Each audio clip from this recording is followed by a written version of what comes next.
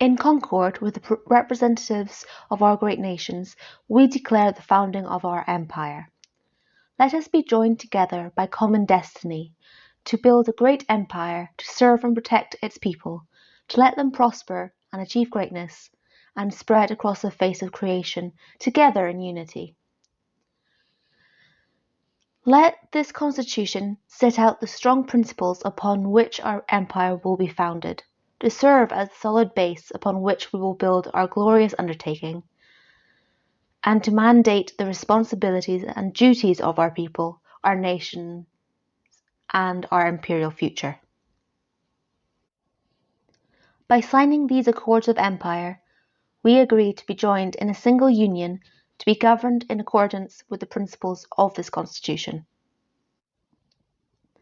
We shall be united in law and policy, but free to maintain the traditions that have made each of us strong. The nations of our empire will be embodied by the spirit of an egregore, created to preserve its essential character. Our empire will recognize as citizens those whose oath to accept the culture of a nation, to honor the virtues of the way, and to support the laws of the empire is accepted by those egregore.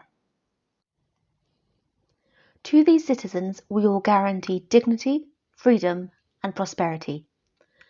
Each citizen that owns land or property will tithe annually wealth equal to a single crown to be used in service of the empire that protects them. Citizens shall not hold more than one high office at a time and must exercise their powers in person. Those whose virtue causes them to be offered numerous imperial titles must choose between them. In this way, no citizen shall accumulate so much responsibility that they consider themselves better than their fellows. The throne shall lead the empire and represent her in all things. It shall be a beacon to her people and a terror to her enemies.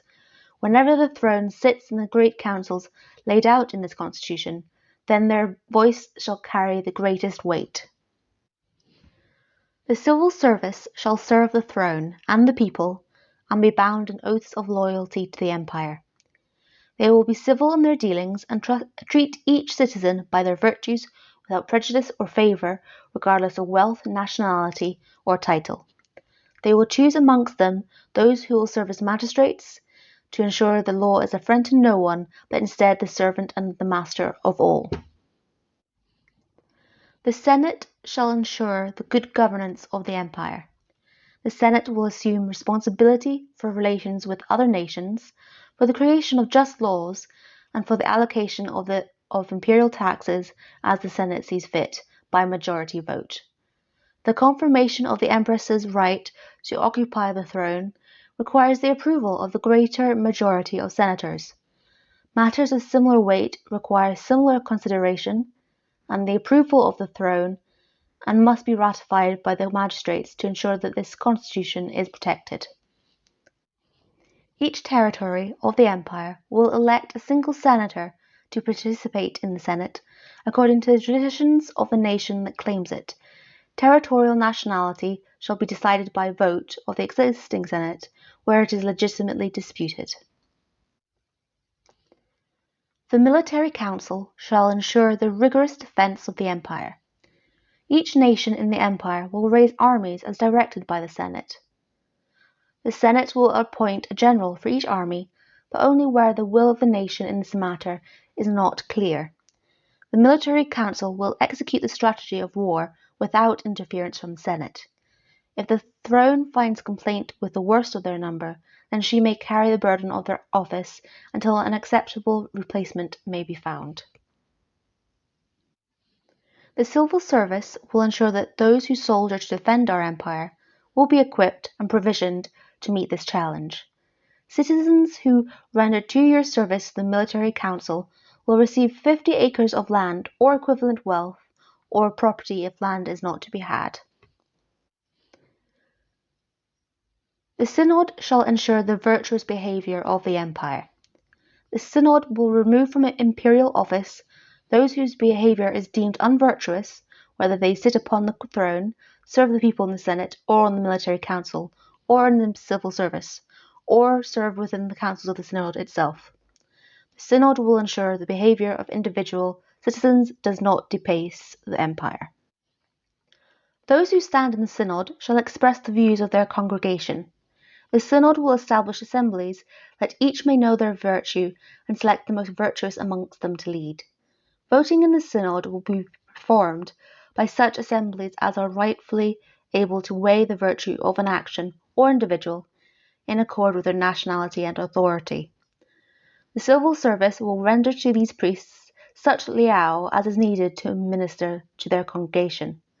The throne and those amongst them with the greatest virtue will be given true liao to distribute as they see fit, excepting one dose which shall be rendered to whichever citizen has demonstrated the greatest prosperity in service of the Synod. The conclave shall ensure the fit and proper use of magic in the service of the Empire. They will identify those arcane practitioners whose arts work against the Empire so that they may be condemned. The conclave will accord a voice to those citizens who demonstrate command of magic and demonstrate the necessary commitment to the authority of the conclave. The conclave will appoint leaders who will assist in the allocation of such resources as are needed to further its aims.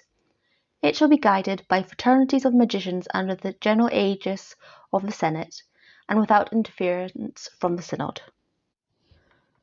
The Bourse shall control access to those resources that are essential to the prosperity of any great empire. Appointment to the Bourse shall be established by auction and shall be free of all interference of the Senate or from the Synod. Such resources as are already controlled by the imperial nations shall remain in careful custody of those nations. Those that are discovered or conquered after the founding of the empire may be eligible to any imperial citizens. The funds raised by the Bourse through distribution of its estates will remit what profit they can support to the Senate. No coin may be accepted that has not been produced in the mint and which does not bear the rightful stamp of the throne. By these principles, counsels, and virtues, we agree to be governed in perpetuity, not as chains of unchanging servitude, but as inspiration to exalt us and drive our great endeavour.